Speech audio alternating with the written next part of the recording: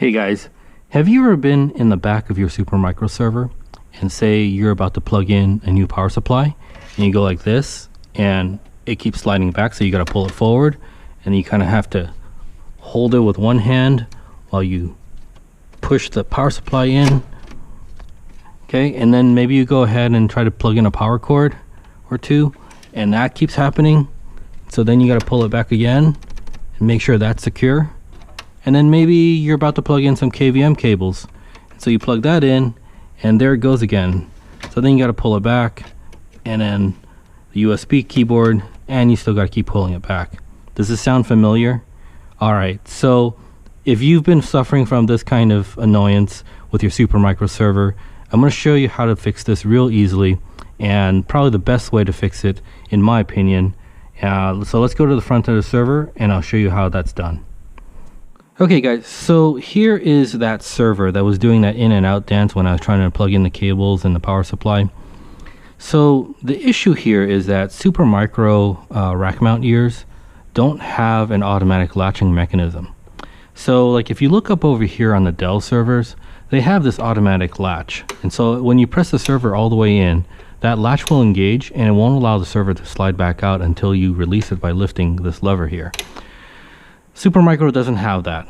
Instead, they have a rack mount ear with a hole in it. And the way this is supposed to work is that on the rack rail side, they provide a 5mm hole, threaded hole.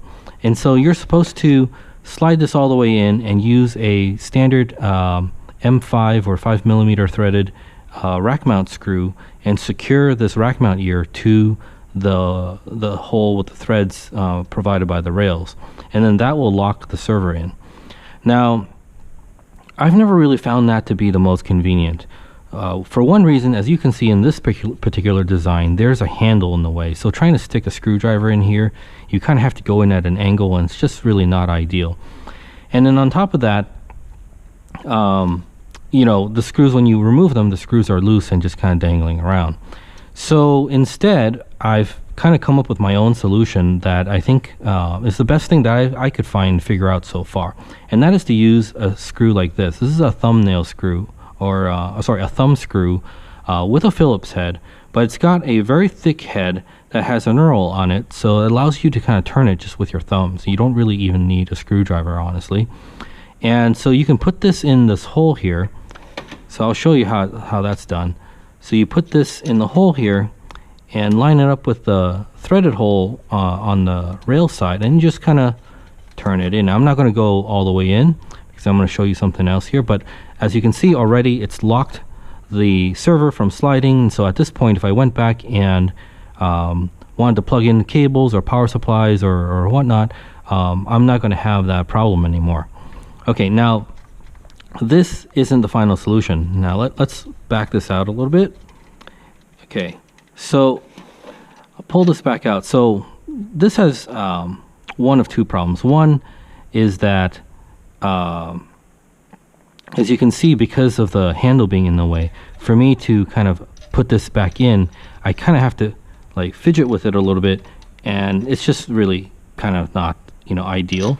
And so, and then the other problem is that, you know, when I have the server removed, so if you're like me, and like, for example, this is my lab rack, so I'm always taking things apart, putting new things in, testing out cards, and so I'm always messing around with this rack, and so these servers have to come in and out a lot. And every time if I have to like take out the screw and leave it aside and then fidget with it to get it back in, that's just kind of, you know, not great experience.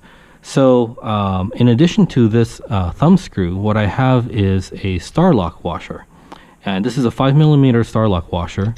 And so what I'll do is, hopefully you guys can see this, I will put the Starlock washer on the back side, and I'll turn it in about 2/3 of the way in. So it's more than halfway in.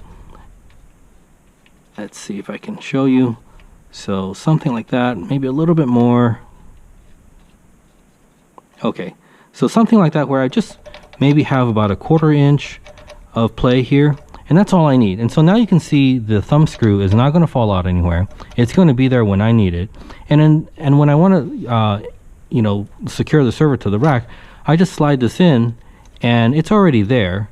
So I don't have to fidget with it and try to kind of get it in the hole. I just basically turn it with my thumb and then that's locked in. Right? Okay, well, I guess I can lock it in some more.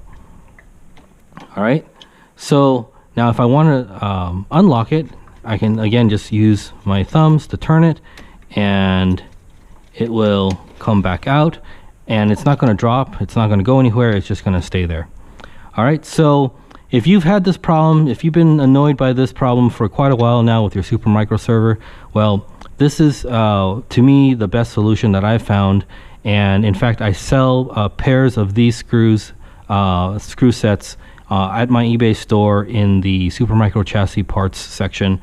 So if you want some, check it out. I'll also leave a link in the description for you. And by the way, these are very high quality screws. They're, I think, zinc coated. There's a starter portion of the screw that allows you kind of to line it up easily with the hole. And I've got a little nylon washer here to prevent it from scratching the rack gear. So these are, to me, the one of the best solutions to solve this issue. So anyway, if you can't find these yourselves, you're welcome to try to find these screws yourselves. And the Starlark washers are not hard to find. Go ahead. But if you're having a hard time and you can't find it, check out my store. I've got these for you guys if you want to buy them from me. All right, so hopefully this video is helpful to you. And if you liked it, please give me a like and make sure to subscribe to see more videos from me. All right, have a good day, guys. Bye-bye.